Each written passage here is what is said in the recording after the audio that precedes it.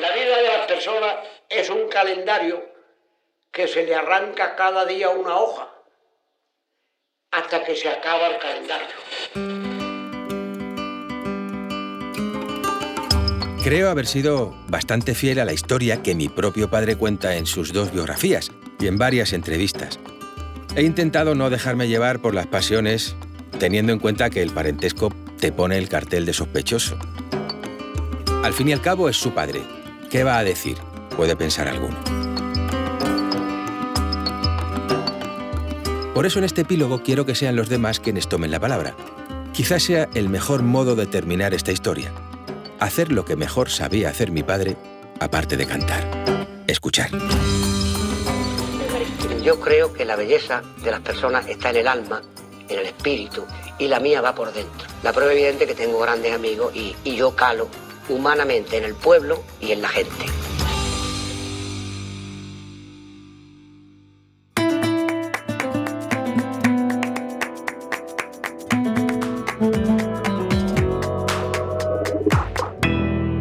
Juanito cogió su sombrero. Capítulo 10. Dicen de mí. Aunque sea una impodencia que yo lo diga, yo he tenido la garganta más bonita y la melodía más fácil que haya tenido ningún cantante.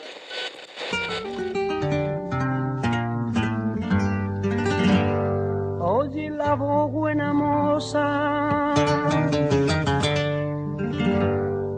oye la voz buena moza de un corazón que te espera. ¿Quién fue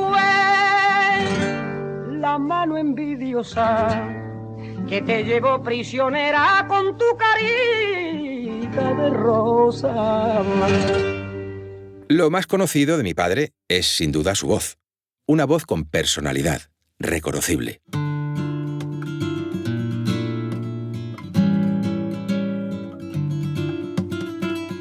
Antonio Carmona. Yo para mí era dulce, pero al mismo tiempo era contundente. Tenía una voz magistral, tenía una afinación que venía de arriba. Teresa Berganza, la leyenda mundial de la ópera recientemente fallecida, definía así la voz de Juanito Valderrama. Una Teresa Berganza que cuando solo tenía 14 o 15 años participó en una canción de mi padre y desde entonces le profesaba una gran admiración. Teresa Berganza. Era una voz muy natural, muy pura, con una impostación natural, una impostación, como dicen los cantantes, muy en máscara, sin forzar nunca. Y luego siempre tenía una sonrisa, esa media sonrisa que yo creo que tenemos que tener los cantantes y que él tenía siempre.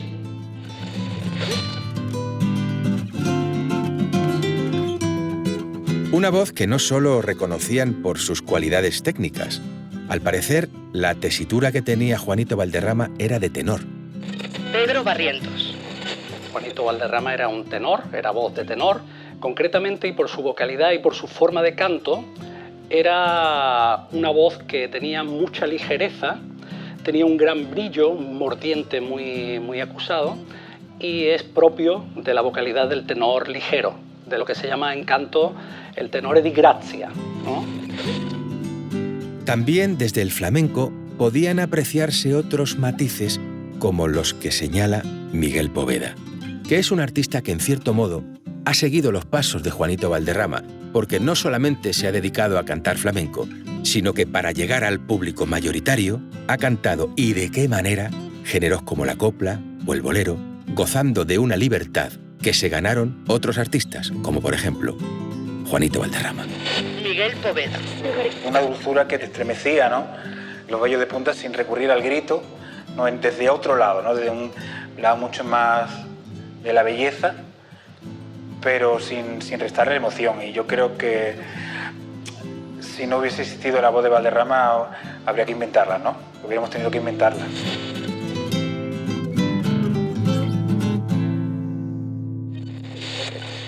Quiero explicarte que se puede hacer cante perfectamente, conocer todos los cantes perfectamente y no sonar la voz flamenca.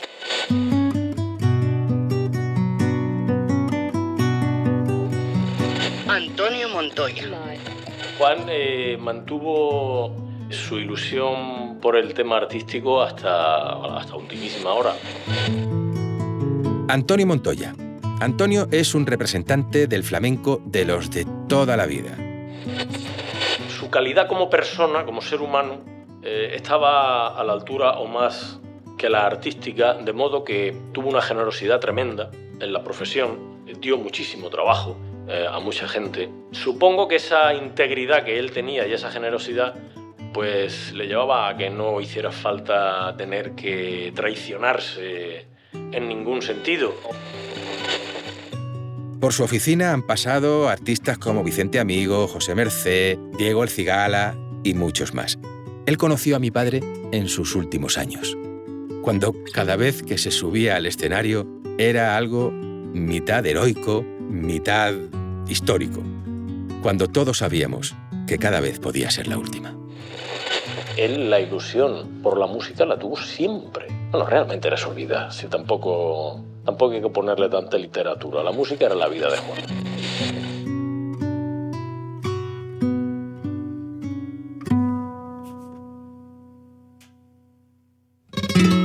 Luis Calderito, guitarrista cordobés. Vamos allá, Luisito. Ole, ole. Yo creo que no tenía ni 20 años, allá por el 90, cuando mi padre lo escogió como su guitarrista. Porque tocar para cantar requiere un gran conocimiento y sobre todo mucha humildad. Ceder el protagonismo al cantaor y ser su fiel escudero. Fue el último guitarrista de una serie de enormes figuras. Juanito tuvo la suerte de tener a su lado guitarristas como Ramón Montoya, Sabicas o el Niño Ricardo. Ricardo entró conmigo en el año 42 y ya hasta el año 60, por ahí que se puso malo, estuvo conmigo. El Niño Ricardo, con quien formó una pareja artística que duró más de 20 años y con quien compone y graba casi lo mejor de su discografía flamenca y también de sus canciones, obras inmortales. Yo empecé a componer, compusimos con el Niño Ricardo. Fuimos, además de dos artistas en el escenario, fuimos dos compositores de la canción española y compusimos 40 o 50 canciones juntos y de las 40 o 50, lo menos 10 fueron muy famosas. El Emigrante, Su Primera Comunión, El Cristo de los Faroles. Después llegó Juan Carmona, Habichuela, el gran maestro, que además fue su amigo inseparable. Entonces Valderrama vio a mi padre y creo que se enamoró del toque de él y mi padre moría. Mi padre moría cuando abría la boca, cuando lo veía en la televisión. Se ponía a llorar. Decía que no había nadie que cantara como no había nadie tan a gusto como había tocado él, de a gusto a ningún cantador como le había tocado a Valderrama. Se creó una sinergia muy bonita entre los dos.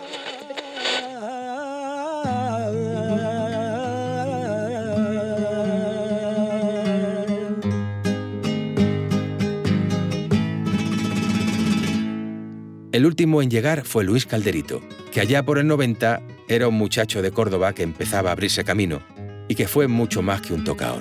Fue para él casi un hijo. Los últimos 16 años de su vida, los más duros y apasionantes, los pasaron juntos. Calderito. Una huella imborrable, como artista y como persona. Lo que yo he aprendido con él, no solo de flamenco, ¿no? Por supuesto, ¿no? Sino del artista, del saber salir a un escenario, de saber tratar al público, del ser artista, es lo que engloba esa palabra, ¿no? Eso lo he aprendido con él. Y luego, como persona, pues, si te digo, y te lo digo, sinceramente, sueño con él más de una vez.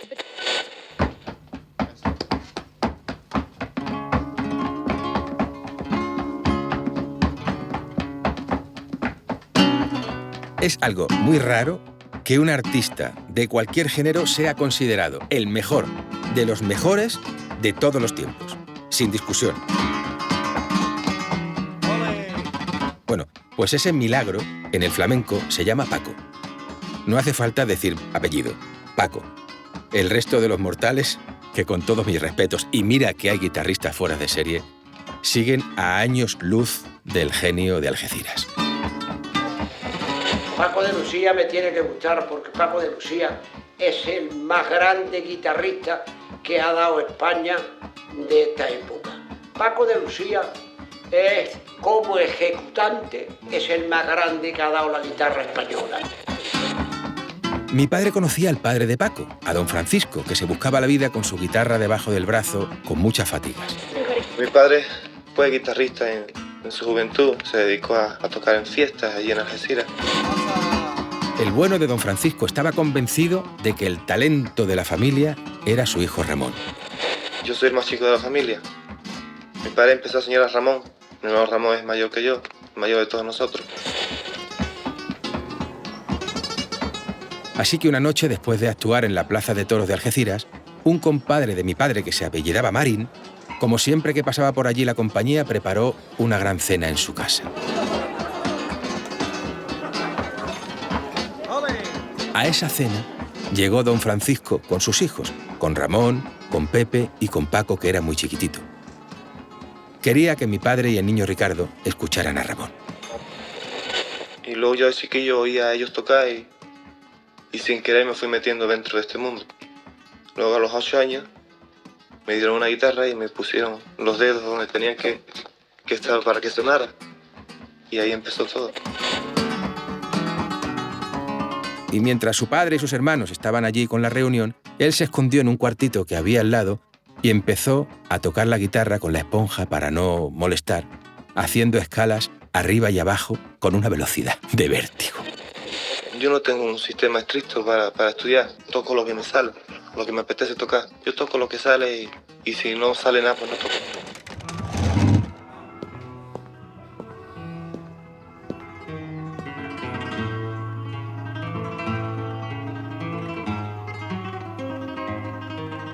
Casualmente mi padre se levanta para ir al servicio y lo escucha. Lo escucha sin dar crédito. Se queda allí un rato escuchándole.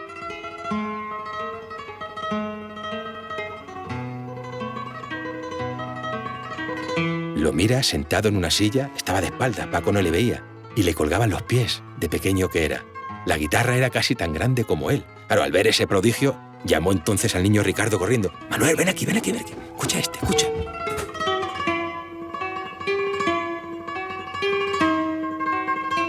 Y los dos se quedaron escuchando a Paco sin que Paco se enterara. Cuando salieron de allí le preguntó mi padre al niño Ricardo: «Oye, ¿qué te parece a ti?» Dice que ¿qué me parece, Juan? Que como este siga así, nos manda a todos a los albañiles.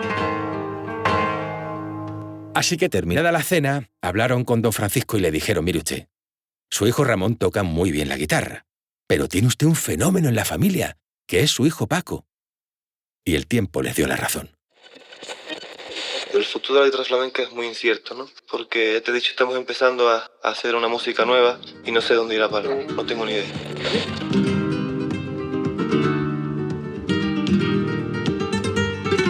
Pero no hablar de Pepe de Lucía sería una gran injusticia.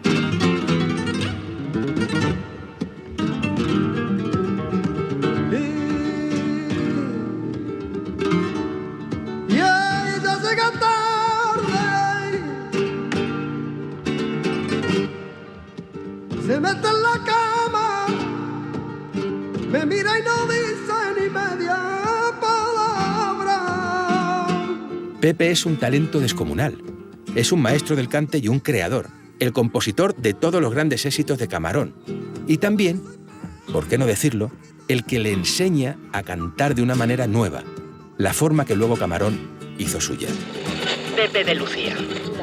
Un cantao, desgraciadamente, se morirá pobre y quizás si uno tiene suerte en este campo nuevo, pues se muere con una buena herencia para los hijos, ¿no? La sombra de Paco es tan alargada que quizá no nos ha dejado ver a este otro genio de la familia. La esencia de Juan era toda su carne. Era buena, humano, noble, generoso, sincero, cariñoso, respetuoso. Era un señor desde los pies a la cabeza. Y como artista, para mí, grandísimo. grandioso. Marchena fue un genio, pero él también lo fue porque ese mismo estilo lo llevó a la masa y se volvió todo el mundo loco. Era un sabio. No había nadie en este país que supiera más de cante que Juan. Más palo, más nadie. Que me perdonen mis compañeros. No había nadie, lo digo con la boca grande, que supiera más de esto que Juan.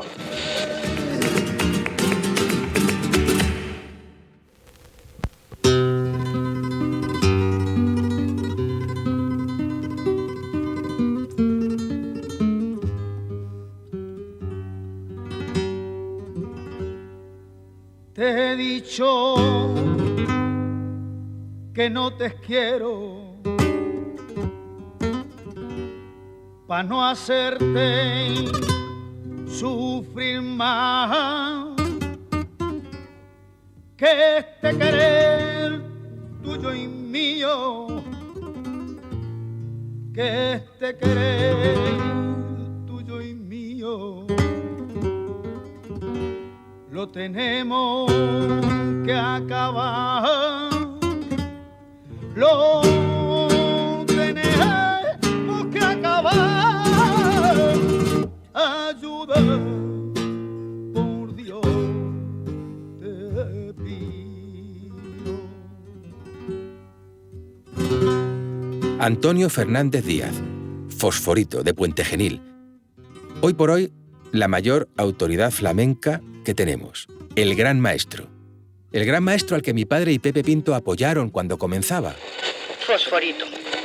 Juan era un hombre muy inquieto y un trabajador incansable, era inagotable.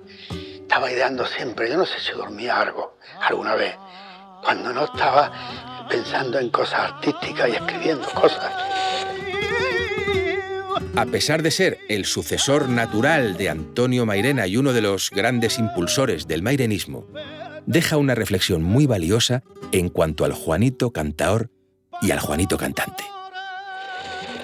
Los puristas son gente que le gustan las cosas bien hechas, que son tradicionalistas. Y entonces, bien, y pueden tener una idea equivocada o no, de una determinada forma de voz o eso, pero bueno, es que Juan cumplía todo eso. Cantar bien, ¿qué es? Cantar bien las cosas bien hechas. Él cantaba muy bien.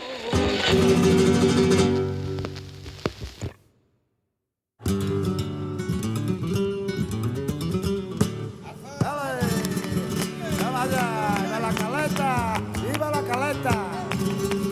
José Mercé, de Jerez de la Frontera.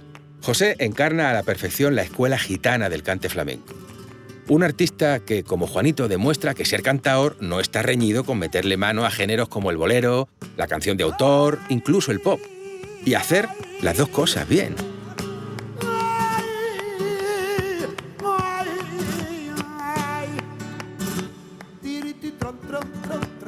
A mediados de los 70, José era un muchacho que acababa de llegar a Madrid para abrirse camino.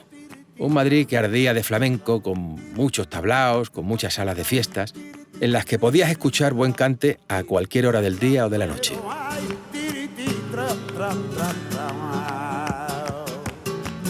En ese Madrid flamenco y golfo, que en paz descansa, se encontró mi padre a un gitano joven de 1,85 m y los ojos azules.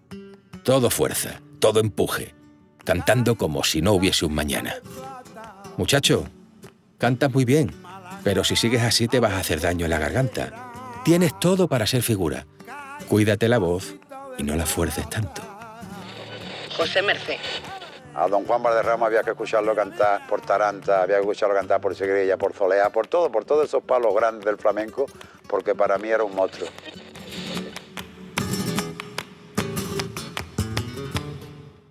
Pero ¿quién conoce mejor a un hombre que su mujer?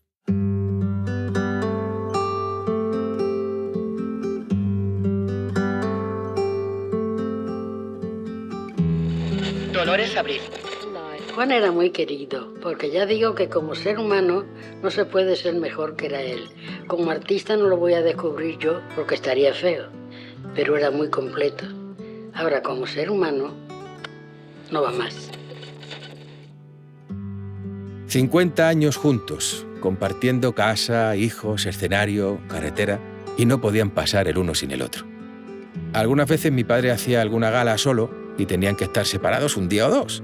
Yo recuerdo que llegaba a lo mejor un sábado por la noche de marcha, ya de madrugada, y encontraba siempre la luz encendida de la alcoba, y muchas veces mi madre estaba hablando con mi padre como si fueran dos adolescentes. Y ahí está la cosa, que cuando una pareja es pareja de vida y de trabajo, pues es todo el día juntos. Nuestra relación de 50 años es como la de 60 o 70 de otros. En lo artístico, hacer pareja con mi padre, pues la verdad es que le quitó años. A mi padre le quitó años y le acercó a otro público. Un día que iba yo conduciendo, él iba al lado mío escribiendo, porque él siempre iba escribiendo algo y se iba riendo. Y digo yo, ¿de qué te ríes? Pues que se me ha ocurrido aquí una cosa, que como te atrevas, al llegar al teatro lo vamos a hacer. Y era de, para cuidar esta rosa, tú eres poco jardinero, para cuidar esta rosa, tu cariño no lo quiero, eres muy poquilla cosa, solo se te ve sombrero. Y entonces él me contestaba. Las peleas en broma, que fueron un boom, aunque ahora se puede decir que a ellos pues, no les hacían ninguna gracia, pero el público disfrutaba y llenaba los teatros, y eran otros tiempos. Las peleas en broma se vendieron más que nada, y claro, la casa de discos dijo, esto es lo que interesa. Hicimos muchas. La pena es que aquellas peleas en broma ensombrecieron todo lo que hicieron de canción suramericana, de boleros, que eran auténticas joyas. Se vendieron más discos que de nada. Y habíamos hecho nosotros, precisamente como habíamos estado en Sudamérica, habíamos traído de allí canciones sudamericanas preciosas. Envidia, tengo envidia del pañuelo, que una vez secó tu llanto. Eso es una preciosidad. Hicimos, bueno, pues las peleas acabaron con todo.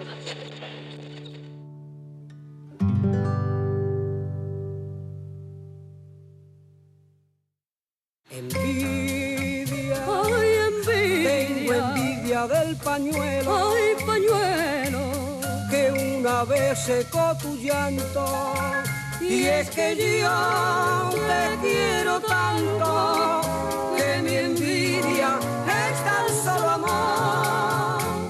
Es curioso que mi madre nunca asimiló que, siendo mucho más joven, por ley de vida iba a tener que pasar sin él los últimos años de su vida. Es que yo nunca imaginé que tu padre se iba a morir antes que yo, me dijo una vez. Él siempre fue muy feliz. Él es el hombre que menos ha pedido a la vida. Se conformaba con todo, con lo mucho, con lo poco, con lo menos, con lo más, todo. Nunca lo oí quejarse, de nada. Ni cuando tuvo mucho, ni cuando tenía menos. Nunca.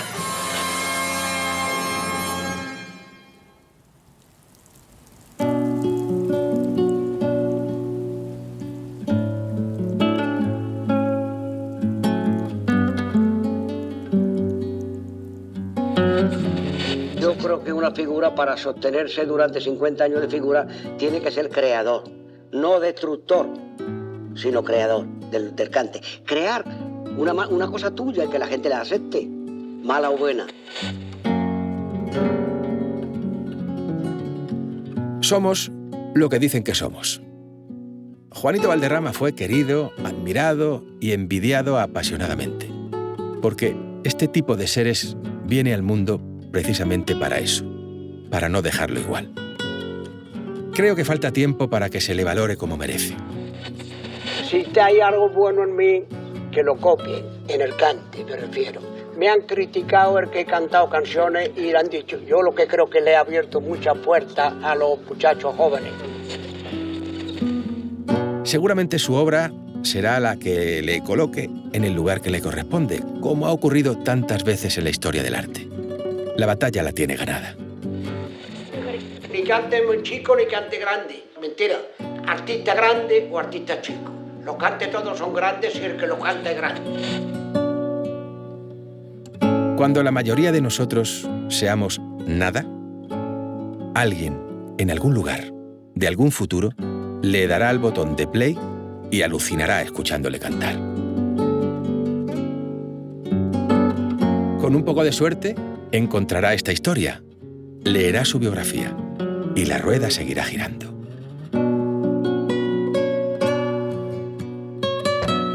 Eso es mucho más que ganar una llave de oro que otorgan 4 amigos. ¿Quién es su público? El pueblo, ese pueblo que de la nada me elegó y que sigue conmigo. Eso es ganar la eternidad. Afortunada o desgraciadamente estoy en la historia de España de mi género. Poquita cosa porque yo no aspiro a nada de nada. Tengo puesto en mi testamento una soleá que dice: en mi tumba no se llora, aquí se canta y se ríe desde la noche a la aurora.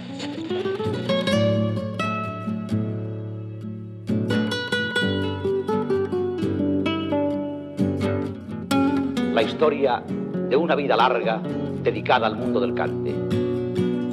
La historia de Juanito Valderrama.